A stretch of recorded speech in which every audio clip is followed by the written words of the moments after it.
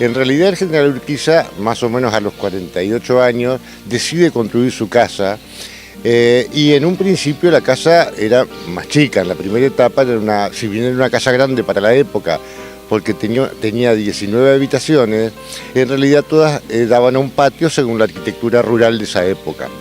Solo que a partir del año 48, bueno, todos conocemos la historia de lo que fue el pronunciamiento en el año 51, la batalla de Caseros en el 52, en el 53 la Constitución y en el 54 lo nombran presidente constitucional.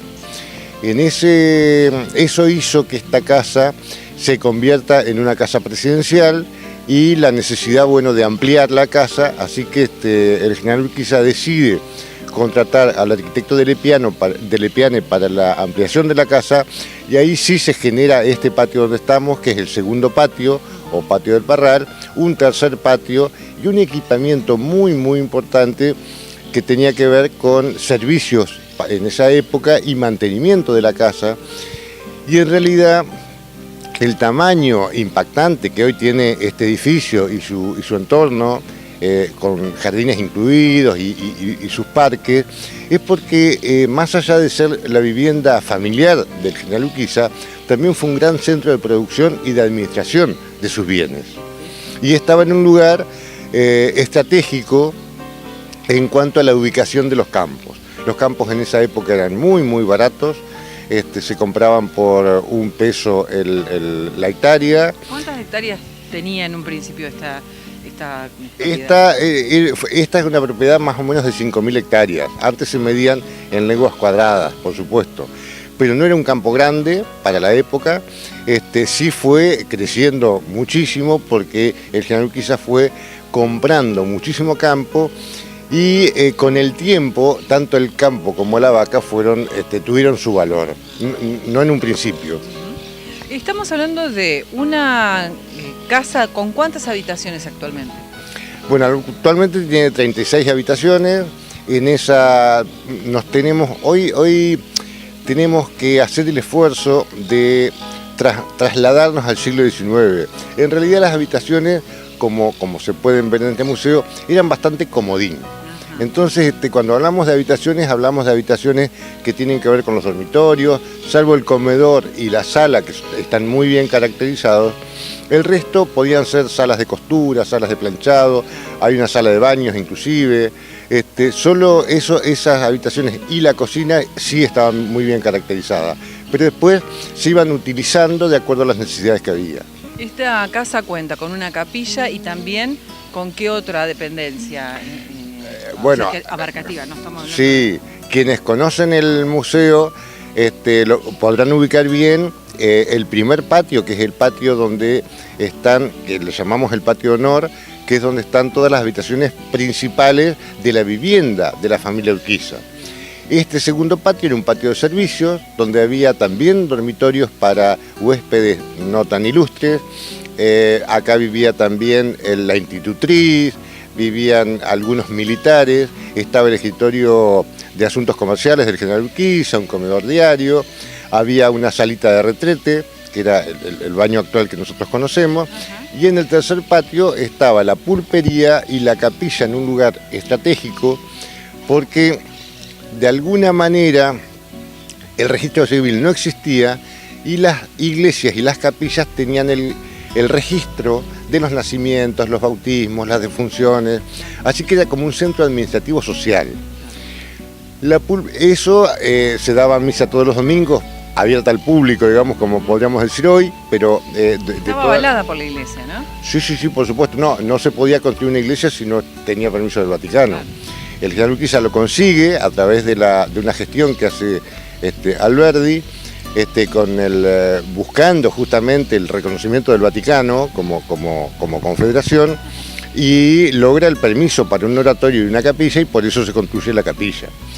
Esa capilla tuvo mucha importancia porque es lo que permitía en esa época, en general, la población era muy católica y necesitaba de la misa dominical y de la charla con el sacerdote, así que lo vamos a ver después en Colón, en San José, en Villa Elisa. La necesidad del sacerdote era para tranquilidad espiritual de los pobladores de la zona, y una estancia de jerarquía que tuviese una capilla era muy importante. Aquí también se lograron reuniones importantísimas. Usted me decía que, bueno, muchas de las habitaciones, pero había una en especial, ¿no es cierto?, donde se trataban temas puntuales. Bueno, en realidad esta como casa presidencial, si bien el general Urquiza durante muchos periodos de tiempo estaba en Paraná cumpliendo las funciones de presidente, también es cierto que en épocas de receso del Congreso venía para acá, el país seguía funcionando, por lo tanto muchísimas decisiones se tomaron desde acá y por supuesto venían grandes personalidades. Aún después de la presidencia, siendo gobernador el general Urquiza, hubo dos grandes visitas que conmemoramos como muy importantes, que es la visita del gobernador Mitre, cuando Urquiza era gobernador en el año 1860, y la visita de Sarmiento de 1870, que también fue un hito en los festejos y en la llegada de un presidente a visitar la Argentina, pero también estuvo Derqui acá. Hubo muchos presidentes, muchos ministros, muchos vicepresidentes. Es una casa con mucha historia. ¿La sala de los espejos? La sala de los espejos es la paquetería, es la joyita que tiene este edificio, porque en realidad, si bien en un principio la casa fue grande y austera, con el tiempo y la intervención de los arquitectos italianos, tanto de Lepiane como Fossati, le dieron un carácter palaciego. Y una de las cosas, sin romper lo que había, digamos, sí hubo cambios de cielo raso, que en un principio eran todos de lienzo, como los conocemos en las casas tradicionales de campo, pero con el tiempo se incorporó la tecnología de la madera trabajada y al Salón de los Espejos los vistieron con un cielo raso de espejos, de muchísimas lunas, con madera muy trabajada, aparecieron los dorados a la hoja. Se usaba en la época de Urquiza la madera pintada. Era una madera que venía de Brasil, era un pino más liviano, trabajable, que no tenía buena veta, y la década del 50, de 1850, en este país incorpora la moda de la madera pintada, por eso vamos a ver muchos detalles de madera pintada, como escaleras caracol, barandas, boiserí, de madera con color. Aquí también lo asesinaron a Urquiza. Lamentablemente sí, aquí perdió la vida.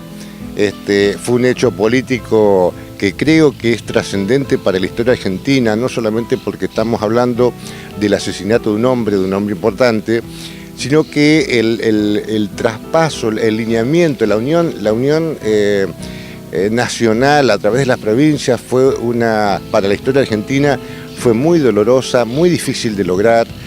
Hoy sí podemos decir que Urquiza dejó la vida en función de la unión nacional, pero lo decimos con el Diario del Lunes. En ese momento, donde el Partido Federal tenía una forma de pensar inclusiva, hoy podemos decir inclusivas con respecto a las provincias. Buenos Aires era muy poderosa, tenía el puerto. Pensemos que la decisión nacional de nombrar capital federal a la ciudad de Buenos Aires y capital de la provincia a La Plata, todo eso fue como 10 años después del asesinato de Urquiza. O sea, fue muy difícil, la unión nacional fue muy difícil, muy compleja, y podemos decir que nuestro general dio la vida por eso. ¿Me recuerda el hecho y en qué habitación? Sí, hoy le llamamos la sala de la tragedia, porque en realidad, él cae muerto, lo asesinan en su propio dormitorio. Él en realidad era la tarde, no es casualidad que haya sido un lunes de Semana Santa.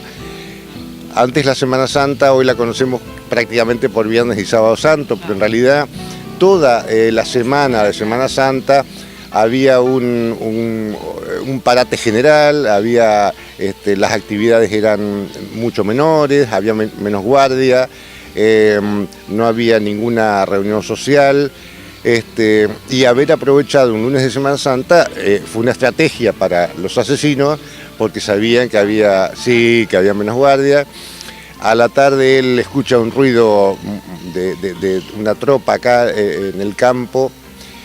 El silencio habla y el ruido de los caballos se notaba, pero justo había un tigre que se había escapado, acá le decían la leona, y había una partida que lo había ido a buscar. Y Urquiza creyó que era que volvían con el animal.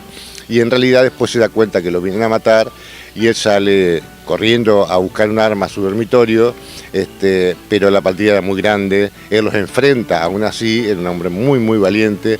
Él en realidad, si bien estaba amenazado de muerte, él nunca creyó que lo iban a matar, que se iba, fue una verdadera traición lo que pasó. Hay quienes han escrito sobre una gran confusión en ese momento, que es probable que haya habido.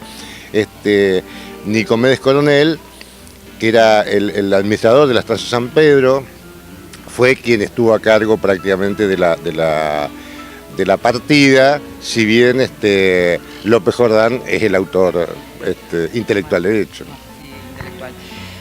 Para cerrar, actualmente esta casa, este palacio, ¿le pertenece a algún heredero o le pertenece al gobierno de la provincia de Entre Ríos o es a nivel nacional? No, es un museo nacional y está declarado Monumento Histórico Nacional y es un museo a partir del año 1935. Está buena la pregunta porque está buena la aclaración. Esta estancia, con esas 5.000 hectáreas, en el momento de la muerte de Urquiza, su esposa hereda como un hijo más, no es como ahora que heredan la mitad la esposa y la mitad los hijos. Dolores Costa quedó como coheredera de esta casa junto con 4 de sus hijos y a la muerte de Dolores, esos 4 hijos heredan la parte de Dolores. O sea que estamos hablando de una estancia de 5.000 hectáreas con este casco. Los hijos dividen el campo, pero se quedan los 4 propietarios de 110 hectáreas y la casa. Y esas 110 hectáreas y la casa la venden al Estado en el año 35 para hacer un museo nacional. Y desde ahí somos Museo Nacional. Bueno, muchísimas gracias. Realmente da para hablar un montón, pero bueno, le agradezco este ratito de historia argentina que es tan importante, ¿no? Reflejada en este hermoso lugar. No, los agradecidos siempre somos nosotros los que trabajamos en el Palacio San José y espero que quien no conozca el Palacio, esto sea un despertar para su interés y a todos los que vienen le damos siempre la bienvenida.